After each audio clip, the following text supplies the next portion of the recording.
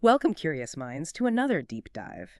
Today, we're plunging into a topic that, while deeply personal for many, often remains profoundly misunderstood: psychological trauma. Our guide for this exploration is a truly transformative source. The Body Keeps the Score by Bessel Kolk. When we think of trauma, our minds might jump to, well, dramatic events like combat zones or maybe natural disasters. But as we'll unpack today, the insights from this book, they reveal trauma as far more pervasive and honestly insidious. It touches not just those directly exposed, but really ripples through families, friendships, entire communities. That's exactly right. And for this deep dive, our mission is to truly understand how these overwhelming experiences fundamentally imprint themselves on our brain, our mind, and crucially, our body awareness. How they reshape our very capacity for things like love and work. We'll be pulling from some groundbreaking scientific studies alongside really compelling clinical cases, offering a completely fresh lens on what trauma truly is, and importantly, some novel paths to healing. Okay, so if you're ready to explore how these profound experiences can shape our very being and discover what it truly means to reclaim our lives, let's dive in. Many of us tend to limit our definition of trauma maybe to the most extreme visible events, but this book immediately expands that understanding in a really powerful way, doesn't it? Absolutely. What's striking from the outset is just how much it broadens our view.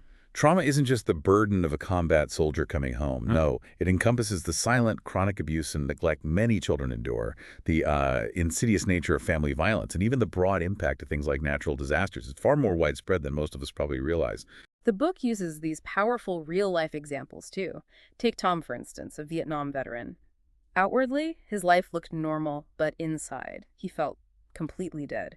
He'd avoid family gatherings because a loud noise or fireworks could trigger these uncontrollable rages, pushing him to drink or, speed on his Harley just to cope. And his story really mirrored the author's own experiences with his father and uncle. They had similar explosive rages after the war, but they never, ever spoke about what they'd been through. It really makes you wonder, doesn't it? How can someone appear functional on the outside while carrying such internal terror and, well, shame? Yeah. The book highlights that the brain's primitive survival part, it's nestled deep below our rational thinking. It's just not good at denial. So even long after a traumatic experience is technically over, it can be reactivated by the slightest hint of danger. A sound, maybe a smell, a movement. It secretes stress hormones, causes intense physical sensations, and leaves someone feeling, as the book says, damaged to the core. Tom's emotional numbness, that feeling of floating outside his body, classic manifestations of this. Right. So it's not just the individual directly affected. The ripples spread outward. Soldiers returning home might unintentionally frighten their own families.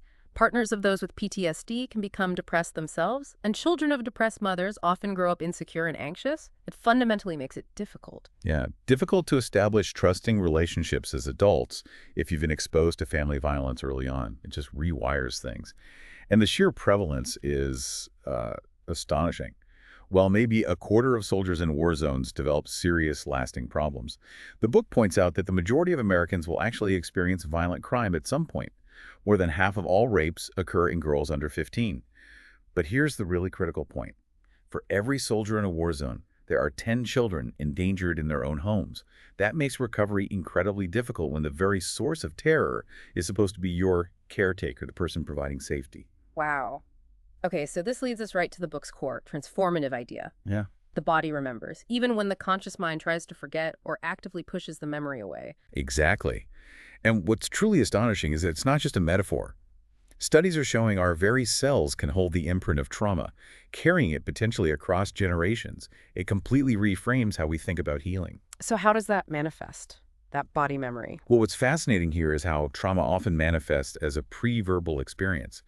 Under extreme conditions, people might scream or howl, sure, but just as often they simply shut down. They sit mute, frozen. This profound inability to speak or verbally process what happened, that's a key hallmark. Shakespeare, captured this perfectly in Macbeth.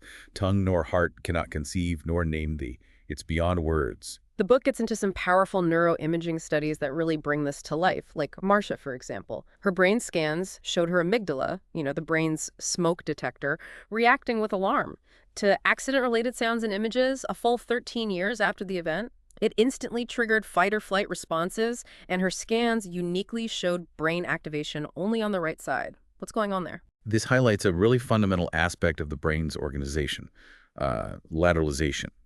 Your right brain is where nonverbal memories, sounds, touch, smell, emotions, spatial stuff, are primarily stored, and it reacts automatically like an alarm. The left brain, on the other hand, handles facts, logic, language, telling the story. Trauma tends to overactivate that right side while often deactivating the left. And that's precisely why it becomes so incredibly hard to explain or put traumatic experiences into a coherent verbal order.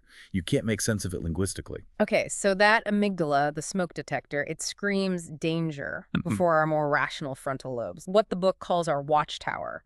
Before that part can even assess the situation and tell us if it's a false alarm. It's like the alarm bell rings, your body reacts before you've even had a chance to think. Precisely. Yeah. And if we connect this to the bigger picture, the impact of unresolved trauma means that the brain's very threat perception system is fundamentally changed. It's rewired. Our physical reactions end up being dictated by the past, as if it's still happening right now, in the present. This isn't just about feeling overwhelmed. It's about the very physiology of the body being perpetually stuck in a defensive survival state. And that defensive state can also include the freeze response, right? Yeah. Dissociation. That sounds equally profound. We hear about Yute, who was physically fine after this horrific 87-car pileup, yet sat completely frozen, depersonalized. Yes, dissociation. As the book explains, it's when awareness essentially shuts down. A person loses touch with themselves, with their surroundings. It's a core survival mechanism, often misunderstood. When fight or flight aren't viable options, maybe you're trapped, the most primitive reptilian part of the brain takes over, leading to collapse, disengagement. This often shows up in very physical ways: digestive issues, shallow breathing. This deep immobilization, this shutting down, it's at the root of many, many traumatic experiences. So if trauma can make us feel so isolated, so disconnected, how do we even begin to reconnect? The book talks about something called mirror neurons. Can you explain how those play a role in both the wound and maybe the healing? Mirror neurons. Yeah, what's remarkable about them, first discovered back in 1994, is their role in empathy and synchrony. They essentially explain how we vicariously mirror others' actions and emotional states. We literally feel a resonance inside us when we see someone else experience something, feel what they feel in a way. But this also makes us vulnerable to their negativity, their distress. And trauma often involves that devastating experience of not being seen, not being mirrored by others, especially caregivers. Like, nobody's reflecting you back to yourself. So successful treatment really needs to reactivate that capacity to safely mirror and be mirrored by others, while also building resilience. So you're not just hijacked by overwhelming negative emotions from people around you. And what does all this mean for our most basic sense of self-awareness? Just knowing how we feel. Well, many traumatized individuals suffer from what's called alexithymia. It literally means not having words for feelings. They simply can't identify their own physical sensations or emotional states, which you can imagine impacts their ability to care for even basic needs. If you don't feel hunger, how do you know to eat? Studies on the brain's default state network, what your brain does when it's at rest, show that when trauma survivors are not actively thinking about their past, brain activity in areas related to self-awareness, like the insula, is significantly diminished. They quite literally feel less alive, less connected to their internal world, just sort of numb. Wow. Okay, and finally, the book highlights how trauma can affect us at the deepest level imaginable, epigenetics. That's mind-blowing to think about, that our ancestors' experiences could literally be coded into our biology. It gives a whole new meaning to carrying the weight of the past, doesn't it? It really, really does. It's a profound revelation. While our genes themselves aren't fixed, like concrete, life events can trigger biochemical messages that turn them on or off. That process is called methylation. And what's truly astonishing is that these methylation patterns, these biological echoes of past experiences, can even be passed on to offspring. The body quite literally keeps the score across generations. The book references rhesus monkey studies, for example, which showed how early adversity profoundly affects biology and behavior, and how, conversely, safe and nurturing early relationships can actually mitigate, sort of buffer, these biological impacts. It's not deterministic. Okay, shifting gears slightly. The book makes a compelling, if honestly heartbreaking case, that for many people, the war begins not on some distant battlefield, but right at home, impacting children in ways we're only just beginning to really grasp. Indeed. While diagnoses like PTSD often focus on discrete, single events, a car crash, an assault, chronic childhood abuse and neglect are really a hidden epidemic. The statistics are just stark. 3 million children reported as victims annually in the U.S. alone, 1 million of those serious enough for intervention. And incredibly, over half of all people seeking psychiatric care have experienced assault, abandonment, or profound neglect as children. It's staggering. The author also takes a very strong stance against the traditional diagnostic system, particularly the DSM the manual clinicians use. What are some of his core criticisms? Why does he believe traditional diagnoses fall short in truly understanding chronic trauma? It's a really fundamental critique. The book argues that the DSM, especially the latest version, DSM-5, often focuses just on surface symptoms, almost treating mental illness like a chemical imbalance that can simply be fixed with drugs, ignoring the context. It often ignores the underlying causes and the entire ecology of patients' lives, as the book puts it, what happened to them. For example, the author describes patients with histories of incest who were profoundly depressed and self-harming, which directly contradicted a textbook claim at the time that incest somehow diminished the chances of psychosis. The DSM's neat categories often just don't capture the complex, messy, multifaceted issues that stem from chronic trauma. Right, so these traditional diagnoses like bipolar, depression, ADHD, even adult-onset PTSD, they often fail to capture the complex reality for survivors of chronic childhood trauma. You might see a single patient get 5 or 6 unrelated diagnoses, none of which really get to the root of their suffering. Exactly. And this is precisely why the proposed developmental trauma disorder, or DTD, which the author has been advocating for, is so crucial. Its criteria, things like chronic exposure to interpersonal violence or severe caregiving disruptions, combined with pervasive dysregulation in body awareness, attention, behavior, they directly address these long-term developmental impacts. This is really distinct from adult-onset PTSD because childhood trauma literally prevents the healthy development of certain mental capacities from the ground up.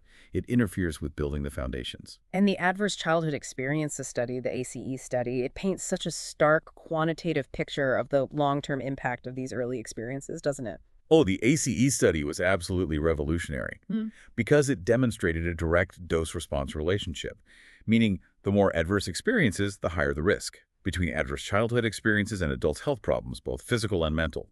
For instance, someone with an ACE score of 4 was 7 times more likely to struggle with alcoholism. With an ACE score of 6 or more, the risk of injection drug use shot up by an incredible 4,600%. It also showed increased risk of being a victim of rape or domestic violence later in life. It fundamentally emphasizes that constant stress from early trauma takes a massive, cumulative toll on the body, leading to chronic physical ailments like emphysema, heart disease, autoimmune disorders, well beyond just the psychological effects. There's also this fascinating counterintuitive idea in the book that what looks like a problem might actually be a solution the person developed to survive. Yes, that's such a powerful reframe. The book illustrates this beautifully with something like obesity, for example. For some individuals, weight gain isn't simply a dietary issue. It can be a deeply personal, often subconscious solution, a protective mechanism, maybe against further abuse or unwanted attention or just feeling safer in the world. If this protective behavior is then mistakenly targeted as just a problem to be eliminated, say, through aggressive dieting without addressing the underlying trauma, other, often more severe issues like suicidality can suddenly emerge because that protection is gone. Similarly, a child's rage or withdrawal might not just be oppositional, defiant behavior. It could be desperate attempts at survival in an overwhelming, unsafe environment. That really shifts the perspective. Okay, so given everything we've discussed about how deeply trauma imprints itself physically and mentally, the natural question becomes, how do we actually heal from something so profound? The book offers various paths, and importantly, they go well beyond just traditional talk therapy and medication. Precisely. At its heart, recovery requires convincing the mind, the body, and the brain at a really fundamental level that it is finally safe to let go of those deeply entrenched defensive states. This involves restoring a person's intrinsic ability to regulate their own physiology, to feel safe inside their own skin again. Now, medication. It can certainly bring life-saving relief sometimes, make people less enslaved by overwhelming emotions. But the source strongly argues they should really only be adjuncts, right? Not the whole solution. Yes, that's the argument. Drugs often suppress the problems, put a lid on them, without ever addressing the underlying issues that are driving the distress. And they can have significant side effects, especially for children whose brains are still developing. So what about the classic talking cure, that cornerstone of psychology? Well, the talking cure, from Breuer and Freud, it was indeed revolutionary for its time. The idea that symptoms could disappear when memories and feelings were put into words. However, the author's extensive clinical experience, which is now backed up by neuroscience, really highlights its limitations, especially for trauma that happened before we had language or trauma that shut down the language centers. We essentially have two forms of self-awareness, you could say. An autobiographical self that's language-based, tells coherent stories about our lives, and a moment-to-moment self, which is sensation-based, rooted in our physical experience right now. How does my body feel? Trauma often profoundly disrupts that second one, the moment-to-moment sensation-based self. So the book argues that only by directly accessing and working with the emotional, sensation-based brain, often through body awareness, can we truly change how we feel and what we do. Talking alone might not reach it. Okay, so if language-based talk therapy has its limits, what other tools does the book present? Tools that engage these deeper, more embodied aspects of healing. Well, one surprising yet apparently powerful tool is simply writing. Studies show that writing about upsetting emotional events just for yourself can significantly improve both physical and mental health. The key, the book emphasizes, is writing to yourself.